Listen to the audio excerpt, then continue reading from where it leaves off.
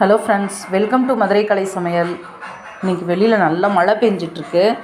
மழைக்கு டின்னர் என்ன பிரேக்ஃபாஸ்ட் என்ன அப்படின்னா கொழுக்கட்டை, சத்து மாவு கொழுக்கட்டை.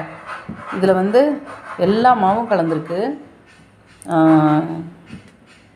கடலப்பருப்பு, பாசிப்பருப்பு, அப்புறம் கேப்பை, சோளம் எல்லாம். இது உரப்பு கொழுக்கட்டை. அடுத்து இது அதுலேயே இனிப்பு போட்டு கூழ் மாதிரி காய்ச்சினது. உரப்பு கொழுக்கட்டைக்கு சட்னி. ஓகேவா? அடுத்து மழை பெய்கிறனால சூடாக மிளகு மஞ்சள் போட்ட பால் ஆடையோட இது அந்த கஞ்சி எடுத்திருக்கேன்.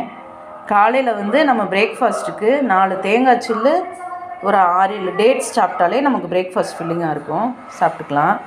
இப்போ கொழுக்கட்டை தான் நான் என்ன பண்ண போகிறேன், இங்கே வைக்க போகிறேன். இது மாதிரி நம்ம கேப்பையில் பண்ணலாம், சோளத்தில் பண்ணலாம், எல்லாத்துலேயுமே பண்ணலாம். ஓகேவா? இப்போ இன்றைக்கி பிரேக்ஃபாஸ்ட் இதுதான். பிரேக்ஃபாஸ்ட் எல்லாருக்கும் பிடிச்சிருக்குன்னு நினைக்கிறேன். மழைக்கு இந்த மாதிரி சத்தா செஞ்சு சாப்பிடுங்க. டெய்லி தோசை இந்த மாதிரி சாப்பிடாம இப்படி சாப்பிடுங்க. ஓகேவா?